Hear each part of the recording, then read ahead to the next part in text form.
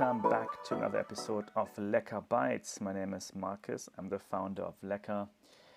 You have not heard from me in quite some time. I just checked, the last episode was in June 2025, so yeah, that is 5-6 months ago, and I took a bit of a break.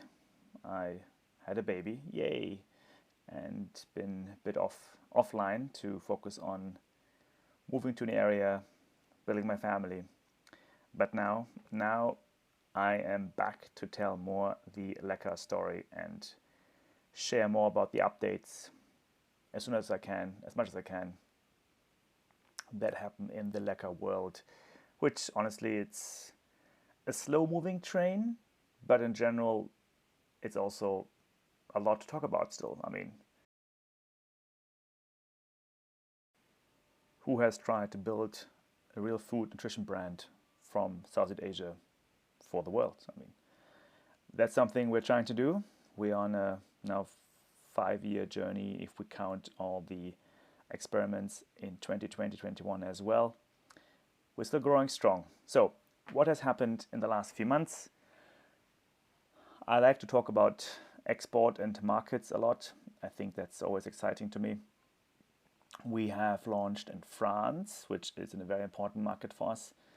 We are excited to bring Lecker to especially the cycling and trail running communities. We found a very cool partner, Audace Sports, who has a long experience in cycling and pro cycling. They actually are coming from the pro cycling world and are already distributing various types of products into France with their strong connections to many cycling shops and running shops. So they got the first order. That's exciting. It was not too little, luckily, and it's been a good first step. We are testing quite a bit now with them in France, and I think over the winter we are establishing quite a few good relationships so that in 2026, next year, we are able to really go full speed when the spring season starts and outdoor sports are coming back. That's France. That's cool. So I will keep you updated on this one. Then we have launched in the UAE, mostly in Dubai first, with a cool partner who also is very well versed with nutrition. They are getting all the other more Western products into the UAE, and now they are taking Lecker on board as the first and only Asian brand. So super excited about that one.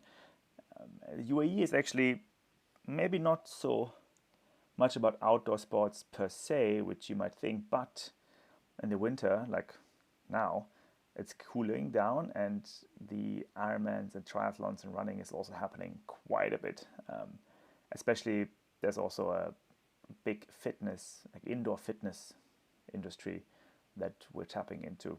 And yeah, I mean, the whole region there, the Gulf, is really becoming a sports hub. I mean, many of the countries, Saudi Arabia, Qatar, Bahrain, UAE, are investing heavily into sports. I mean, Bahrain owns this endurance team, Ironman team, Qatar at the football, the World Cup, and Saudi Arabia is doubling down massively on sports, whether it's football or esports and so on. So I think, yeah, more to come. I'm very curious to follow that one, and I'm quite excited that we are now finally in the UAE.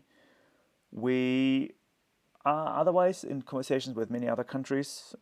We have something down in Australia going on. We're testing in China. We are looking into South America the first time, which is Chile. And yeah, there's more to do also in Europe, where we are getting more active in Germany, my home country, looking into parts of Portugal. So yeah, as you guys know, this is always exciting to me. I like to grow the brand with cool partners, and that's most important. Also, we have really gotten into the gel now, energy gel. We have 5 flavors. We have the first 2 flavors, banana, the passion fruit, then the coffee cacao with caffeine, and then we have launched a few months ago the kumquat honey and the ginger lime ginger. So the last 2 are we call them the honey twins, where based on honey this time, as a carb source, we came up with pretty cool flavors. If you like ginger, then the ginger lime is in your face. It's quite nice. And you have the one with kumquats, and kumquats are a very unique citrusy type fruit that is not so well known actually. Only some countries really know it, but kumquats are like mini oranges, quite sour, and with the honey, it's just like feels like a nice winter warm medicine drink, which just makes you feel very cozy and healthy. It's actually that kind of recipe is based on a Vietnamese drink that parents give their kids if they have a cold. That was the idea behind that gel, is to use the Vietnamese knowledge of well-being, and my team was just amazing in coming up with the idea. Hey, let's use kumquat honey because that's something we've been eating and or like drinking as kids, and it's really healthy. So it was amazing to be inspired by the Vietnamese part there. We are stopping there for now with no more flavors. We have always more ideas, but we are rolling out those 5 and we're optimizing recipes. The first 3 I mentioned, banana, passion fruit, and coffee cacao, are based on brown rice syrup, where that's the only ingredient we have to import right now from South Korea.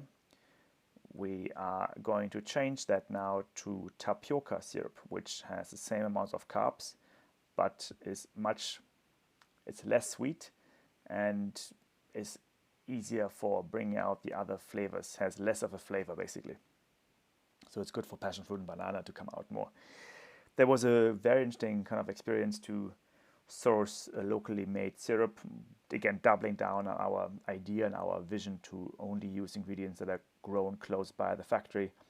We found this amazing supplier who makes tapioca syrup from the cassava root, not starch, cassava root, and turns into a syrup.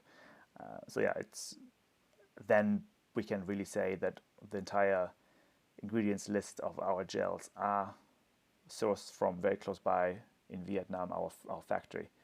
And I think that's a very good step for us, being less reliant on supply chains to import, export, and making sure that we're really using the local ingredients.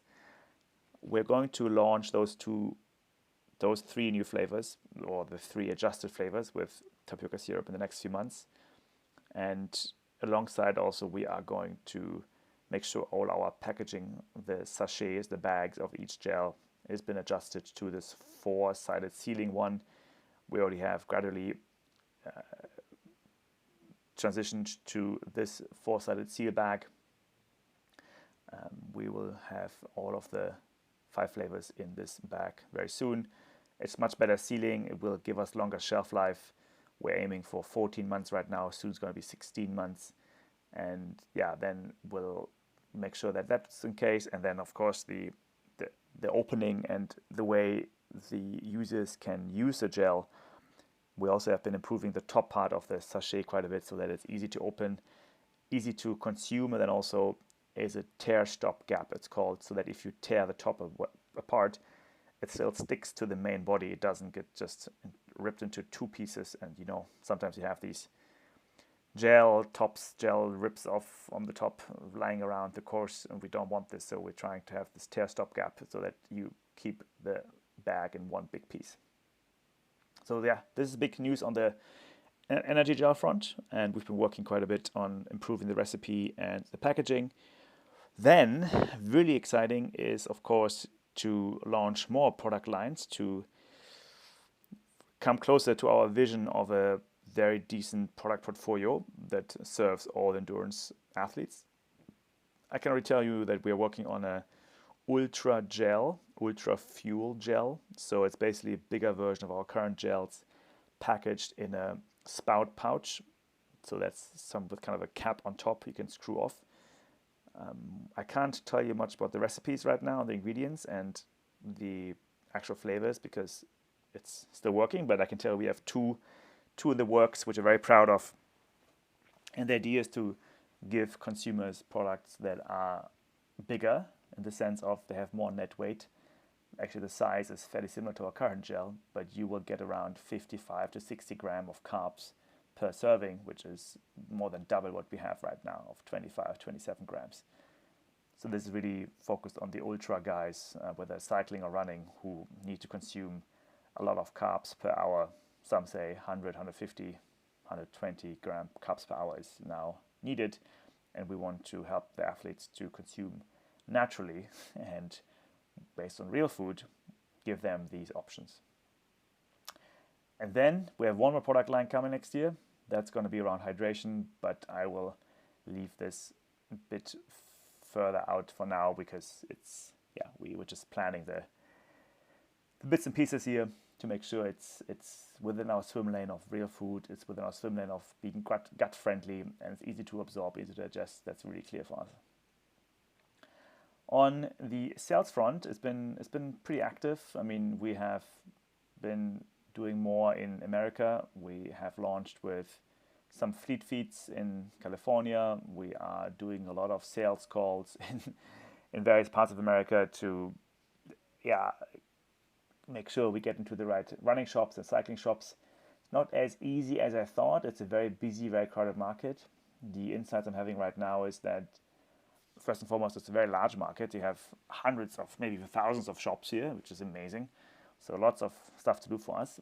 In the same time, there are, of course, dozens of other brands out there. Within the real food, we are not the only one, of course. There are other brands who've been around much longer, like Spring Energy or Huma Gel. We are the new wave of guys coming. There are other brands with natural food coming too, which is exciting. So we think we do the right thing as a product, and now we just need to get into the community, get into the right shops, and convince people to try us out at least. I've gotten Brad on board, who will also join this podcast rather soon, and we will talk more about then our strategy and what we're doing with the shops here in the US. But yeah, it's not as easy. It takes time. It's a human to human kind of conversation, and they need to try the products. They need to make sure they are, they're liked by the shop owners and the staff, and then maybe even the run clubs who they know. So it takes time, but I think now going to winter, we'll do a lot of testing, and then hopefully in the next season, we'll get a few more shops on board. That's been good. The feed has been, a great partner. We seem to get along quite well, and we have a lot of people reaching out to us saying, "Oh, I got it from the feed, and I saw it on the feed." So we're really pleased with this partnership. We also have invested more into Amazon and been trying out some more ad-based business. I'm not the biggest fan of running ads. It seems too simple to me, and I don't know, I'm not excited by it. We can't tell the story. We can't really get close to the customer. So we'll kind of change the strategy again a bit. We had a few good months there, but I'm not fully convinced yet, and I will keep this bubbling in the background. I really want to focus here in America on telling our stories from Asia, telling our stories of how the ingredients are made, how the food is made, how the ingredients are sourced, how the products are made, and talk about the individual journeys of the athletes that are not just elite athletes, but just any athlete, anyone that's running a 5K, 10K, 100K. We want to talk about them. We want to highlight them. So that's going to be a bit of our focus the next few months. And we are looking to launch more in Texas. We have found a partner in Texas, so there's a shipment that just arrived actually in Texas, and I think we'll have a first more distribution type partnership coming up in Texas. So I will keep you updated on this one as well. And I think we're pretty good. I mean, it's very unfortunate that these days Hoi An has major flooding. So our home city in central Vietnam, Hoi An, which is a very ancient harbor town, has this very large river going through, and there was a record amount of rain. Actually, it was never been raining that much in the world in ever. So it's a record amount in the world of, I think I read somewhere, 1 meter of rain in like a few hours. So it's crazy amounts of rain. So there's been a lot of flooding, which disrupts our work and our factory, and luckily the factory is fine and our office is fine, but still it affects the people. And very, very sad to see the power of nature and also the failure of government to take care of people there. I hope that this flood will teach some lessons to people. But that's been the their recent development in Hoi An in Vietnam. Wrapping it up, the last few quarters were pretty good. We had record quarters in Vietnam, record quarters in revenue in the world. So we had a pretty good summer, and that gives us a lot of confidence to go into the winter, which is actually the key season in Asia as it's cooled down finally, and racing is back in Vietnam, in Thailand, in Malaysia, in Hong Kong. So we're excited to grow in the summer, grow in the winter in Asia, and then we're getting ready for the summer in the West, where it's then the season starts again. Yeah, thanks a lot for listening, and again, I hope that this is going to be a few more episodes coming.